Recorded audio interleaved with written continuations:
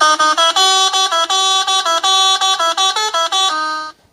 right, so, we're all about keeping you informed, but without, getting lost in the weeds, right?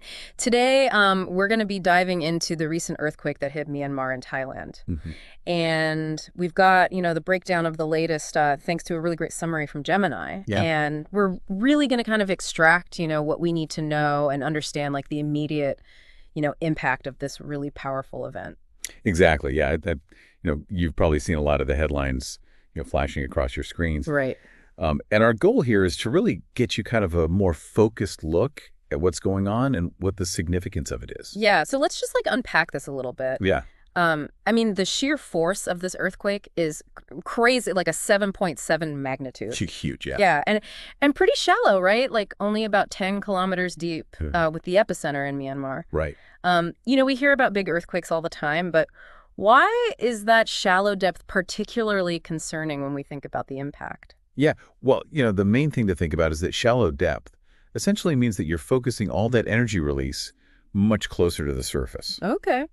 So imagine like shaking a table, from right underneath versus shaking it from further down on the legs. Yeah. The immediate surface disturbance is just way, way greater. And so in geological terms, you know, the seismic waves that are generated, they don't have as much distance to travel and dissipate before they hit, Right. surface structures. So that leads to much more violent shaking and potential for, really bad damage. Wow. So, like, yeah, that really puts it into perspective. Yeah. And it sounds like things in Myanmar are, you know, really serious. The Mhm. reports are, detailing significant damage to infrastructure like buildings and pagodas and even roads. Right. And then tragically, there are reports of really high casualties and a rising death toll. Yeah. And the fact that Myanmar's military rulers have requested international assistance and declared a state of emergency really kind of underscores how serious the situation is. Yeah, absolutely. I think, when a government, especially in those initial hours, Mm. calls for international aid and declares a state of emergency, Yeah. it really does suggest that the scale of what they're dealing with is beyond their immediate, capacity to manage it effectively. Right. So it's really signaling a need for widespread support, whether that's in terms of rescue or medical assistance or just even basic necessities. Yeah. I mean, it's just, it's heartbreaking. Yeah.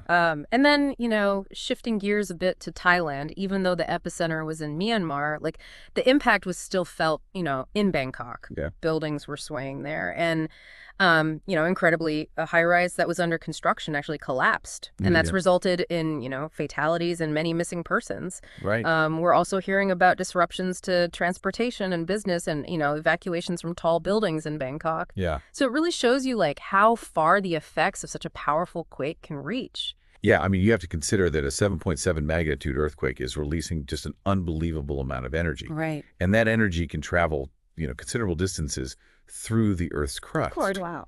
So in a place like, Bangkok, which is such a dense urban environment, Yeah. even if the shaking isn't as intense as it is, right near the epicenter, Yeah.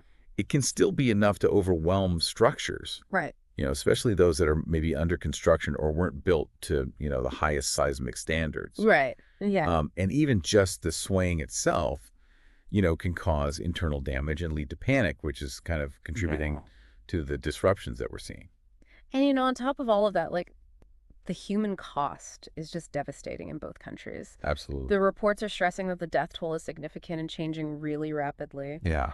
Rescue efforts are ongoing to try to find people who are trapped. Right. The challenges are just immense. You've got damaged infrastructure, you've got ongoing aftershocks. Yeah. And again, that call for international aid really just speaks volumes. For sure. I think, the immediate aftermath of an earthquake of this magnitude, it really is a race against time. Mm-hmm. Rescue teams are facing, tremendous obstacles in terms of reaching affected areas. You've got damaged roads, instability caused by aftershocks. Right. And they're trying to locate and save people who might be, trapped under rubble. So the rising death toll is just a really, stark reminder of how destructive these events can be. Yeah, and finally, in the overview that we got, it mentions widespread panic and disruption. Hmm. And, authorities are still trying to figure out like the full extent of the damage. Right. So clearly this is a situation that's still very much, unfolding. Oh, absolutely. And, a lot of times those initial assessments are really just the tip of the iceberg. Right. As communication is restored, and you start to get access to more remote areas, a lot of times, unfortunately, we get a clearer and usually, more severe picture of the total damage. And the number of people that have been affected, so, the evolving nature of the situation really makes it important to kind of stay updated through, reliable sources as much as you can. Absolutely. All right, so I guess, to recap, we're looking at a really powerful earthquake that's had a profound impact on both Myanmar, with all of this widespread infrastructure damage You're right. and a high number of casualties. Yeah. And then, in Thailand, we've seen that tragic building collapse and a lot of significant disruption in Bangkok.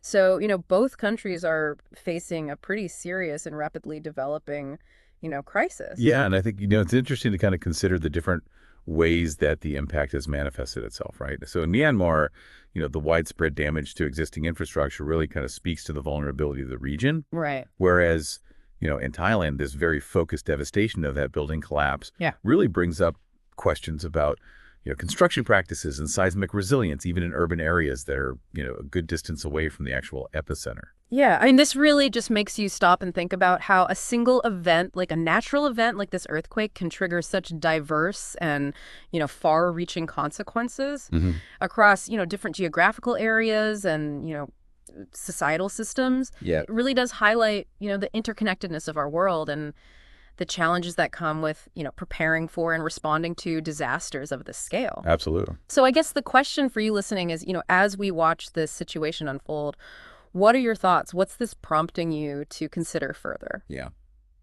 And that's it for our deep dive today. We appreciate you listening as always, and we'll see you next time. See you later.